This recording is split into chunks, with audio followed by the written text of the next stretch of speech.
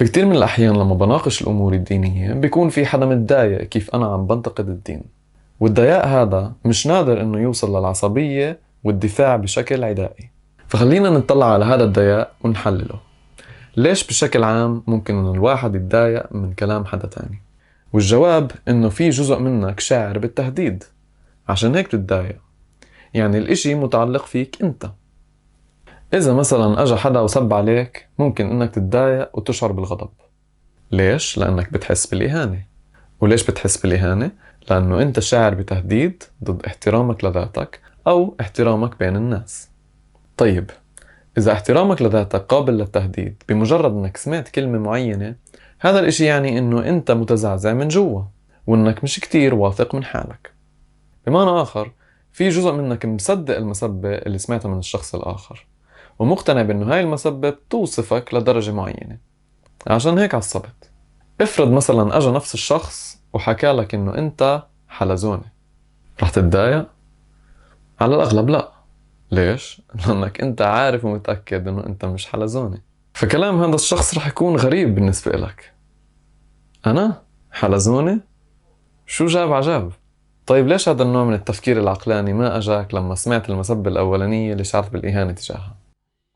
يعني الاشي متعلق فيك انت. طب نشوف انه الغضب بيجي نتيجة ضعف بداخل الشخص وشعوره بالتهديد. فالغضب أبدا ما بدل على القوة مثل ما عادة منفكر. فنفس المنظور تقدر تطبقه على المتعصبين للدين والناس اللي بتضايقوا لما حدا بينتقد دينهم. إذا أنت شعرت بالإهانة معناته أنت مش واثق من دينك وأنه عقيدتك ضعيفة. فالواضح أنه الكلام ضرب عندك وتر حساس. فعشان تغطي على ضعف عقيدتك بتصير بدك تثبت لحالك ولكل اللي حواليك انه انت مؤمن حقيقي ومتمسك بدينك. فبتصير تدافع عن الدين بعصبية وعنف بدون ما الكلام يكون له اي عقلانية. وهذا اللي دائما بصير لما حدا من الغرب بيجي بيسيء للإسلام او الرسول او القرآن، فمنعصب ومنطلع مظاهرات ومنحرق أعلام. هذا الغضب بس بدل قديش احنا ضعاف قدام العالم، يعني ما بدل أبدا على حب للرسول أو تمسك بالدين. المؤمن الحقيقي ما رح تفرق معه إذا أجا حدا وسب على دينه، لأنه واثق 100% من إيمانه، فبالتالي هو مش شاعر بحاجة لعصبية. ممكن إنه حتى يضحك بوجه هذا الشخص ويستغرب منه، زي إنه وصفه بإنه حلزوني.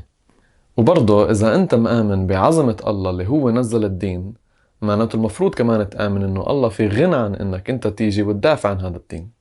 هو مش بحاجة لمحامي دفاع، لأنه كلامه وأحكامه أصلا أسمى من إنها تكون معرضة للتهديد بسبب كلام بعض الناس.